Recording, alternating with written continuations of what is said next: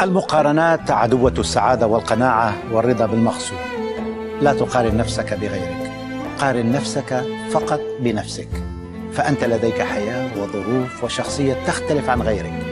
قارن ما أنجزته أنت في حياتك بإمكاناتك وقدراتك، بطموحاتك وأدواتك. لا تقارن نفسك بغيرك، فأنت لا تعرف ما الذي حدث لغيرك وما هي الرحلة التي قطعها الآخرون حتى استحوذوا على خيالك ووقتك وفكرك.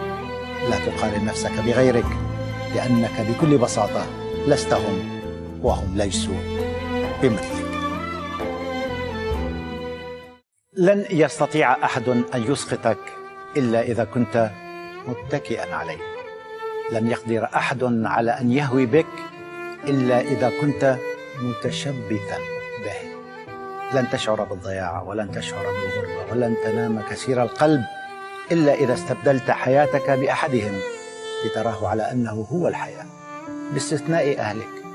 لا تسمح لأحد أن يكون لك كل شيء، لأنه إذا رحل ستشعر أنك لا شيء.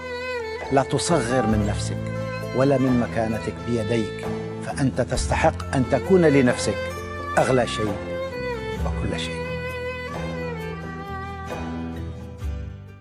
اللهم عوضني عن كل إنسان قابلته ولم يعرف قيمتي، عن كل شخص ظلمني.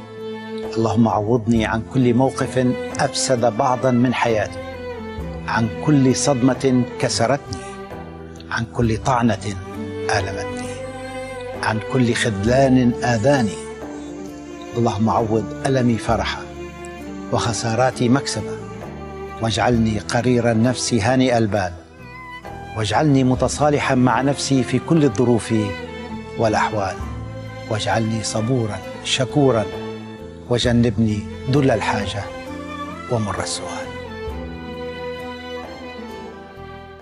حقيقة الأشخاص الذين من حولنا ومن نحن على علاقة بهم لا يعلمها إلا الله، ومهما سمعنا منهم من تأكيدات على طيبهم وحسن نواياهم، ومهما سمعنا منهم من وعود، ستبقى مجرد كلمات تسقط أو تنجح في امتحان الفعل والحاجة والخلافات. ليس عليك أن تتعامل مع البشر على أنهم سيئون حتى يثبت العكس، ولا كلهم جيدون حتى يثبت العكس.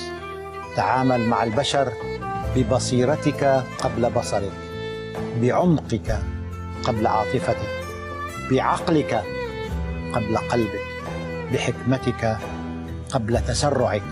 ففي النهاية أنت وحدك من ستدفع ثمن قراراتك.